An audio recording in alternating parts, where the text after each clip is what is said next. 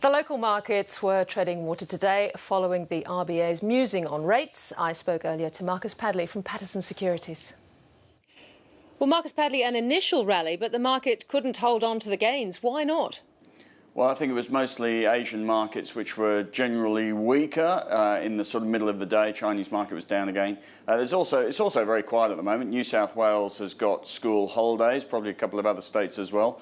And everyone's worrying about Spain with bond yields going over 6%. And there was some foreign investment data out of China, which was a bit weaker than expected, which people are worrying about.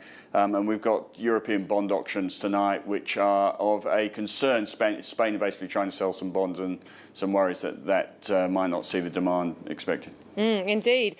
We seem to be really struggling to get through that 4,400 level, aren't we? Yes, we are on the All Ords. It's 43.69. A couple of weeks ago, we were sailing through it, or seemed to be sailing through it. Looked like we might get into a new uptrend and start targeting 5,000, but we've then fallen over. Volatility's picked up. We had that weak Chinese number. Europe again back in the headlines.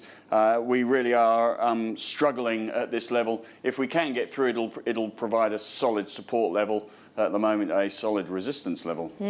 Now, the Reserve Bank minutes came out today. Of course, anything in them for equity market investors? Well, it didn't really move the equity markets. In fact, the bond futures remained unchanged, which suggests it didn't really change the chances of a rate cut. But let me just give you some of the idea. Labour market conditions are softening. Soft overall conditions in the housing market. Output growth below trend. Global growth below trend. Slowing China. Economic weakness in Europe, some recovery in the US, but ebbing. And, you know, they are pointing towards an easing bias, basically, for interest rates. And they've said it with the comment, a case could be made for a further easing of monetary policy. We've got CPI numbers on the 21st, and I think basically a rate cut depends on that. But certainly no rate rises on all that stuff that they've said, and a rate cut more likely than not. Now, one stock I want to get your take on, and that's Rio Tinto publishing its first quarter production report.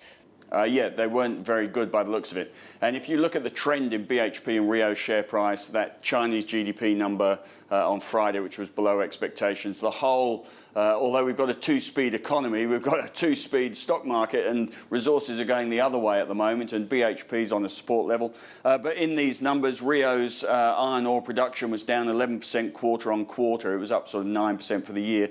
Copper production down 13% quarter on quarter, down 18% for the year. Coal production down 7% quarter on quarter, up 3% for the year. The iron ore numbers, which I think are going to be about 80% of net profit this year, were below some expectations, and that's just not good enough. And certainly they had to dazzle to change the current trend. BHP's numbers are out tomorrow morning. They will probably give a very similar sort of read. A two-speed stock market. Why wouldn't that be the case? Marcus Padley, thank you very much. My pleasure, Tiki.